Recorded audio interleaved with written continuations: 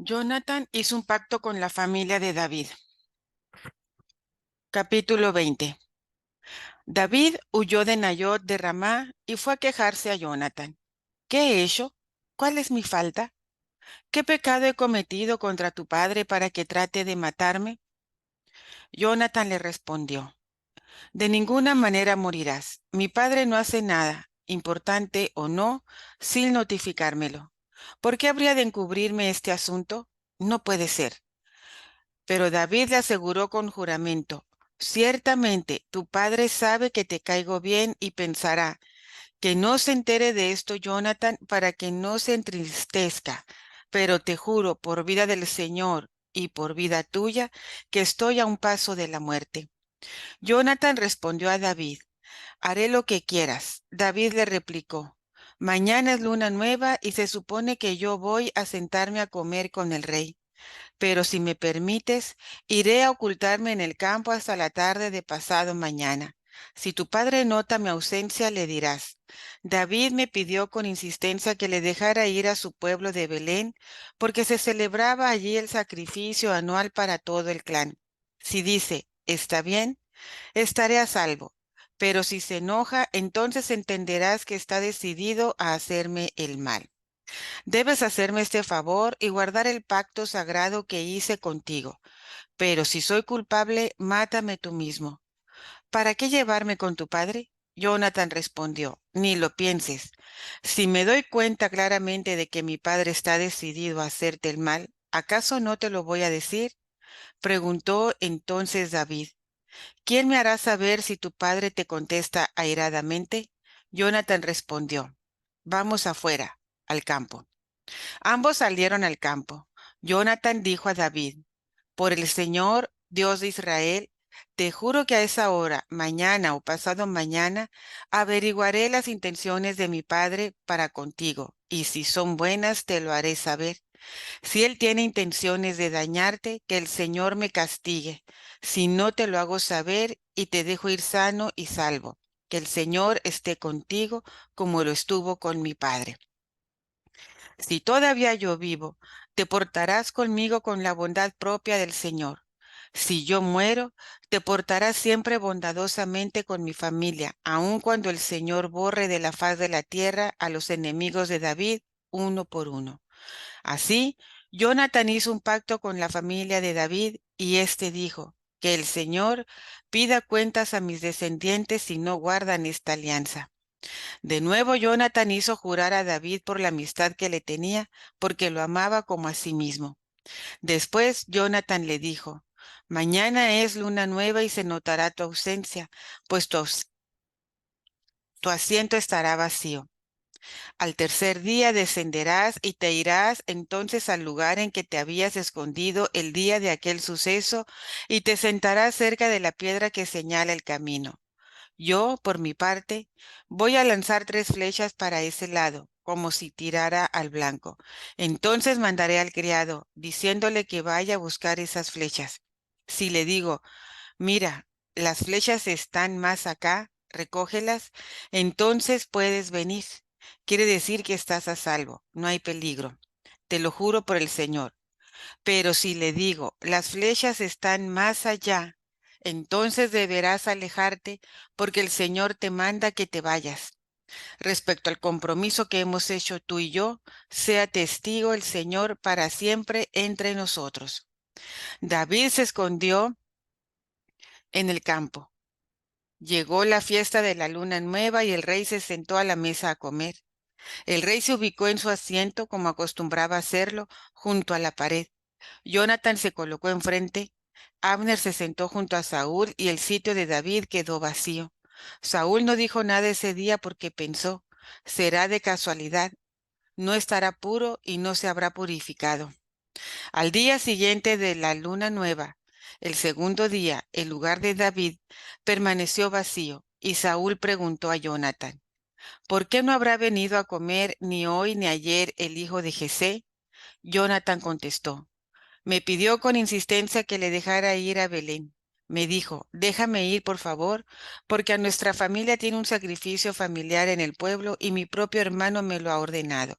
Si eres mi amigo, déjame ir a ver a mis hermanos. Por esta razón no ha venido a la mesa del rey. Saúl entonces se llenó de ira contra Jonatán y le dijo: Hijo de una pervertida, ya sabía que has tomado partido por el hijo de Jesé para vergüenza tuya y de tu desvergonzada madre. ¿No te das cuenta de que mientras el hijo de Jesé viva sobre la tierra no afianzarás tu reinado? Ahora manda que me lo traigan rápidamente, porque merece la muerte. Jonatán respondió a su padre Saúl: ¿Por qué merece la muerte? ¿Qué ha hecho? Saúl empuñó la lanza contra Jonatán para matarlo. Entonces Jonatán reconoció que su padre realmente estaba decidido a matar a David. Enseguida Jonatán se levantó de la mesa muy enojado, y este segundo día de la luna nueva no comió nada. Él estaba triste porque su padre había insultado a David. A la mañana siguiente, Jonatán salió al campo según lo acordado con David. Un muchacho joven lo acompañaba.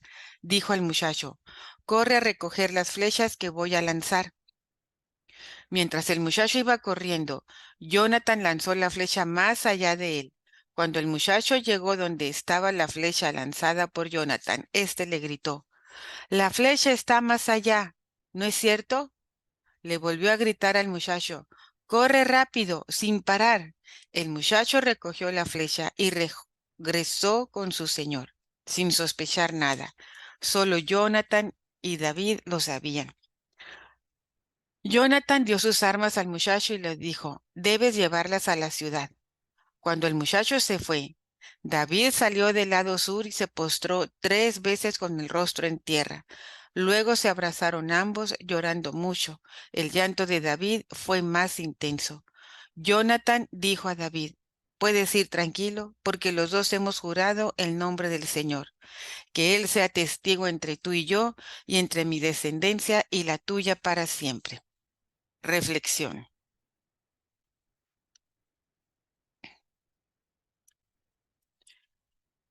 El capítulo 20 comienza con David huyendo de la ira de Saúl, quien intenta matarlo debido a los celos y la amenaza percibida que David representa para el trono. David se reúne en secreto con Jonatán y le pregunta si su padre, el rey, está decidido a matarlo. Jonatán, preocupado por la seguridad de su amigo, acuerda idear un plan para determinar la intención de Saúl. Durante una fiesta real, Jonathan observa la reacción de su padre hacia David y descubre que de hecho Saúl está decidido a matar a David. Jonathan comunica esta información a David y, siguiendo un plan acordado, les proporciona una señal para que David sepa si debe huir o quedarse. Durante la fiesta, cuando Saúl nota la ausencia de David, Jonathan justifica su ausencia con una explicación que oculta la verdad y revela la hostilidad de Saúl hacia David. David y Jonathan se despiden con lágrimas y con la promesa de amistad eterna. ¿Qué nos enseña esta lección? Primero que nada, esta amistad y lealtad entre David y Jonathan. El capítulo destaca esta profunda amistad. A pesar de los riesgos y las amenazas, Jonathan está dispuesto a arriesgar su relación con su padre y ayudar a su amigo David. También nos demuestra una confianza muy grande en Dios. A lo largo de la historia, David confía en Dios en medio de la persecución. Busca la dirección divina para saber si debe huir o quedarse, y confía en la promesa de Jonathan de ser leales el uno al otro. Consecuencias de la desobediencia. Saúl representa una figura trágica en este relato. Su desobediencia y rechazo de la voluntad de Dios lo llevan a actuar irracionalmente, incluso en contra de su propio hijo y de su yerno David. Planificación y estrategia.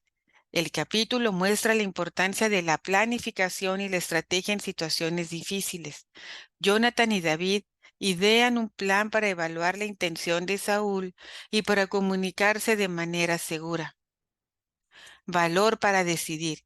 A pesar de la tristeza y la dificultad, tanto David como Jonathan muestran valor para tomar decisiones difíciles.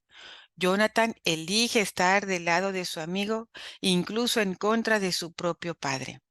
En general, Primera de Samuel destaca la importancia de la amistad, la lealtad, la confianza en Dios en medio de las adversidades, y también subraya las consecuencias de la desobediencia y la necesidad de sabiduría en la toma de decisiones. Aunque la situación es desafiante, la historia sugiere que la providencia divina está presente. Dios guía las acciones de David y Jonathan, y la historia general sugiere que hay un propósito más grande en juego. Proporciona lecciones valiosas sobre la importancia de la amistad, la confianza, la necesidad de estrategias en la toma de decisiones y las graves consecuencias de la desobediencia a la voluntad divina.